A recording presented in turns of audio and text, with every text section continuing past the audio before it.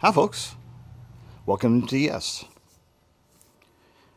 Cleaning out underneath the train layout the other day and came across a box from December of 2017. Don't judge.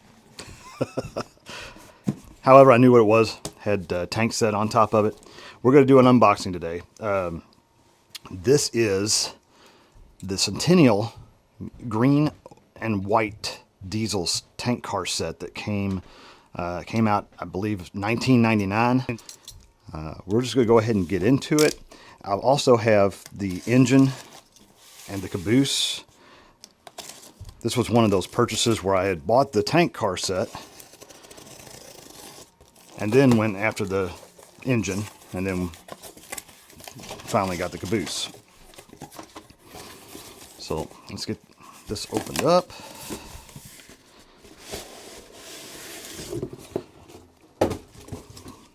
Oh, cool. Still in its original shipper. Yeah, here we go. So this was the 21769 tank car Centennial set. Well, and I believe, yeah, I think it's new.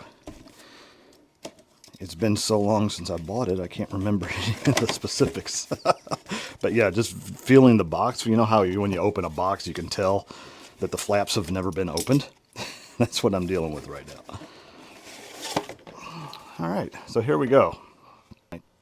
The finest model electric trains in the world. And is dated, it has the 1999 date on it.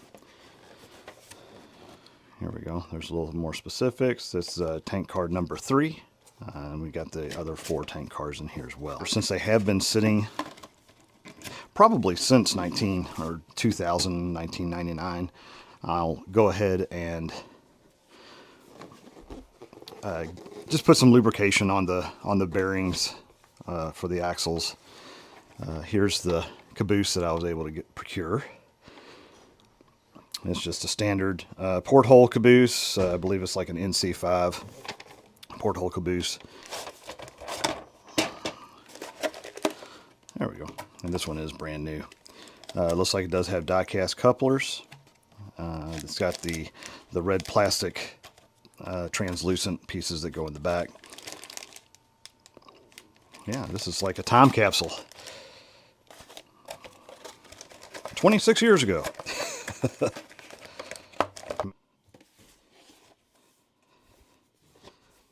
And the locomotive, let me get this up here a little bit more. It actually has it's command equipped.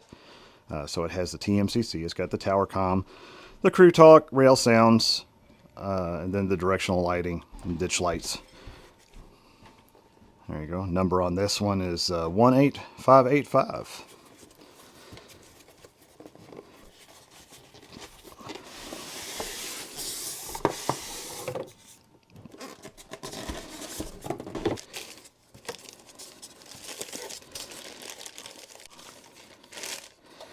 There we go. It's got the 6-wheel trucks. And this has got that green and white paint scheme. It's just kind of unique. But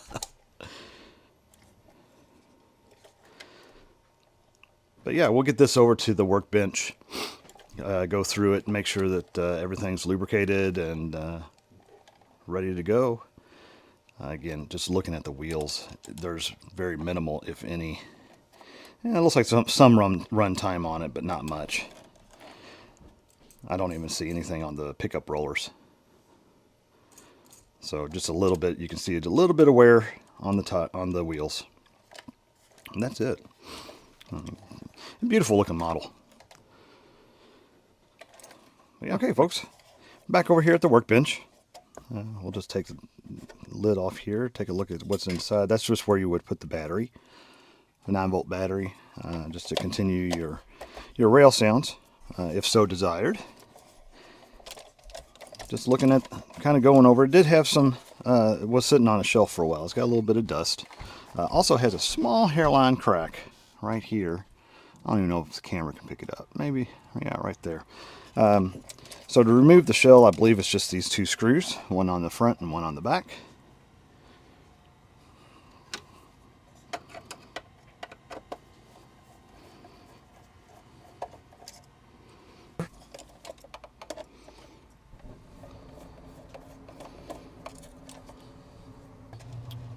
Okay, there's two screws with the little metal tabs that secure on the bottom. And it's just the two screws. They've got those little metal tabs. So we're going to remove that one. And the one on the back side of the fuel tank.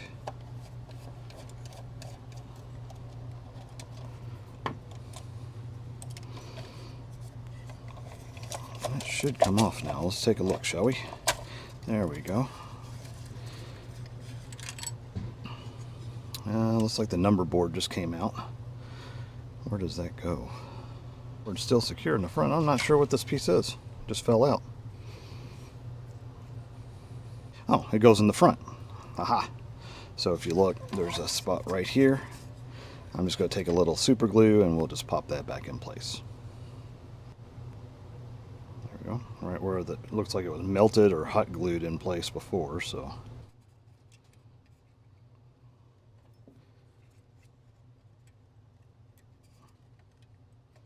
There we go.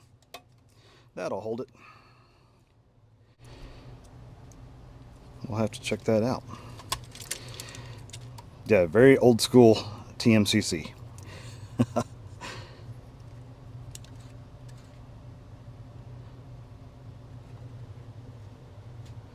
I'm just going to kind of spin. Oh yeah, that spins like, that's awesome.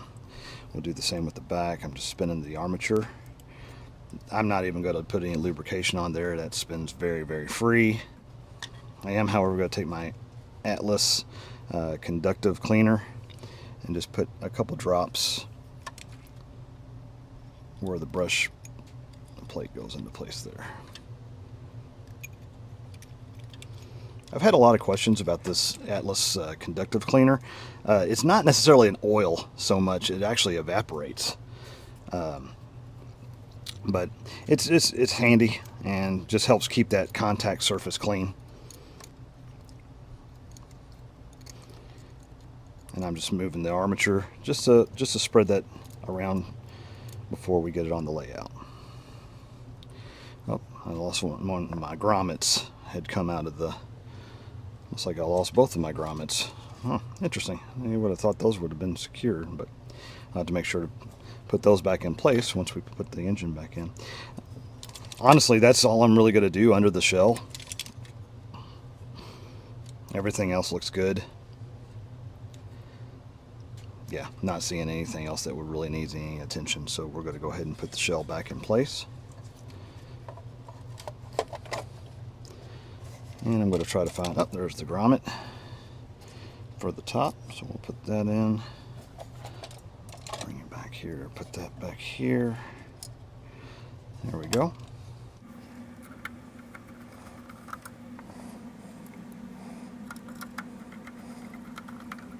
And then we'll put those two screws with the metal tabs underneath back in place as well.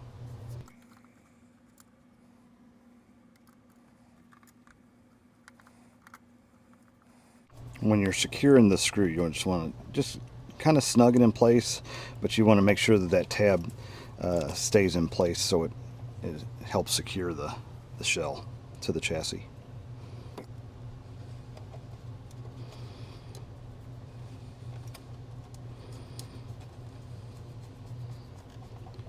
So I'm just going to snug it in place, and I'm keeping my index finger on that tab.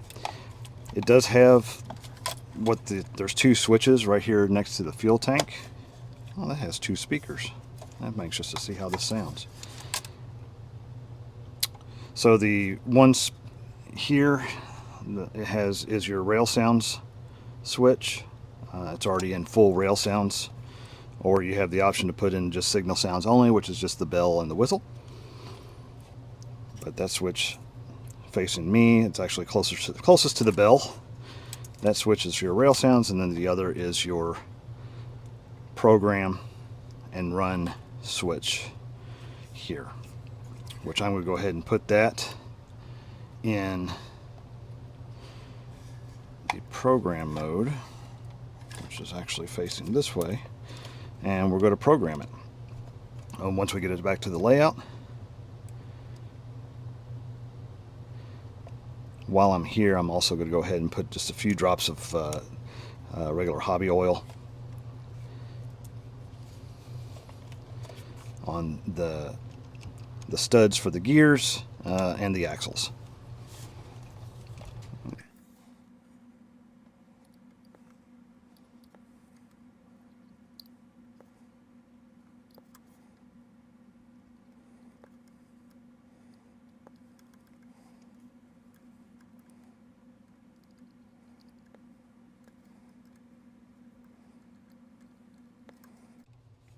Okay, we'll do the same with the back.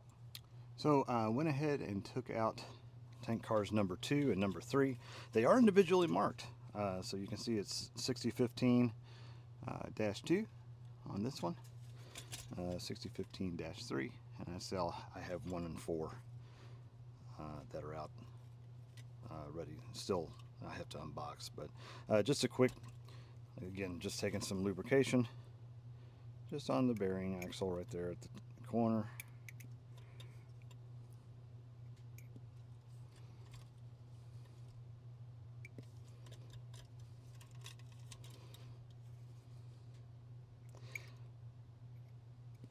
This is a unique truck set.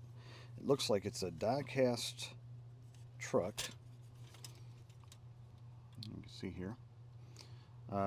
However, it's got like a plastic sleeve that goes into a channel, and that's what holds the axles, the wheels and axles in place. There we go. And I'll do that for the remaining tank cars. Bring it back in a minute. Okay, that just leaves the caboose. And again, die-cast couplers, or die-cast trucks with the operating knuckle couplers.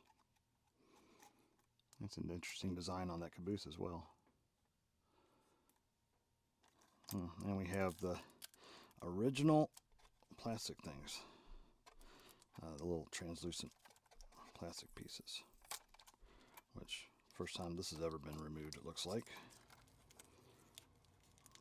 Old piece of Scotch tape here.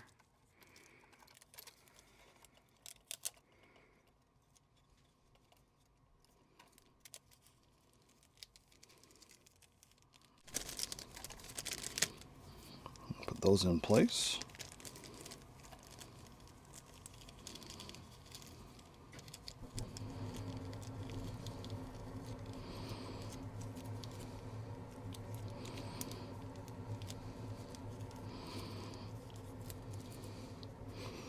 I'm actually going to put the little plastic bag back underneath here with the piece of tape.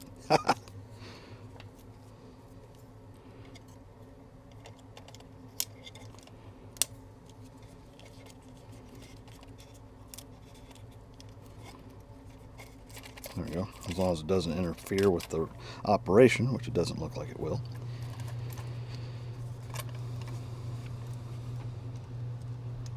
Just push these in. There we go. Do the other side.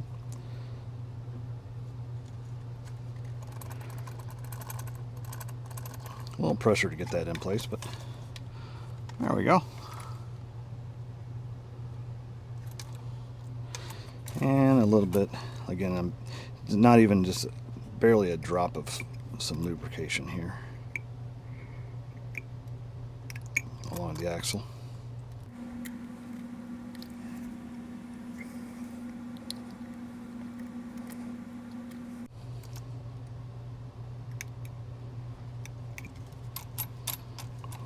There we go. Now we're all set. Okay, we're on the layout. We'll go over here to the Z4000, turn that on. We're going to turn on the Lionel Legacy setup here. I'm going to program, see if I got a slot for number 19 that I can use here. and it's open, so that's what we're going to use. Let's get some power. Oh, wow, okay. Looks like all the lights are working. See the ditch lights on the very front of it. That's awesome. Go ahead and program it.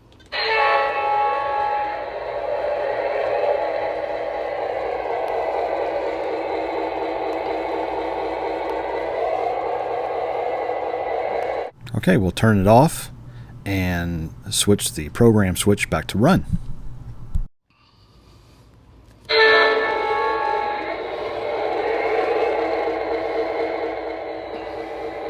Okay, so I've got it programmed in my cab 2. I did go ahead and set it as TMCC. That way I can see what all the operations are. There's the good old tower or crew talk. Let's see what the tower comm sounds like. Lionel, Centennial 1999, cleared outbound. Oh, there we go. And I got volume control, so I can turn it down, or I can turn it back up. It's got a really good sound. The horn sounds are really awesome. And I think this was Lionel's first attempt at the ditch lights, the alternating ditch lights. So here, let's give it a listen.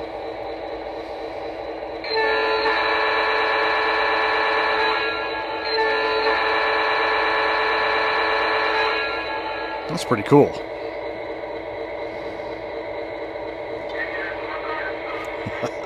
Let's see if we got electric couplers. We're going to try the front. Oh, look at there. Okay, we do have electric couplers. I'm going to hit the rear. All right. We'll let go ahead and couple to the rest of the train, and we'll get this thing moving.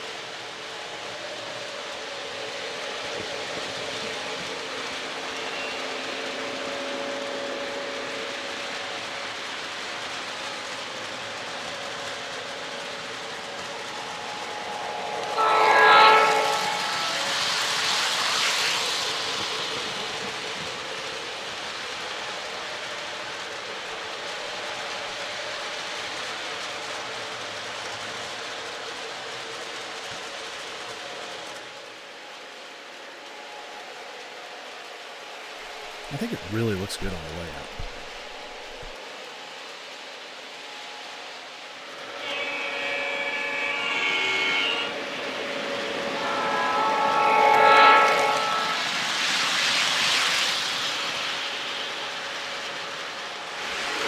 Well, there you have it, folks. I was concerned a little bit about the way that it was running. It seems a little touchy on the throttle. However, I think a lot of that's just where it's been sitting in a box for the last 7 years that we even know of. But it's snowing outside. It's a good day to run some trains. So I'm going to keep on running some trains down here.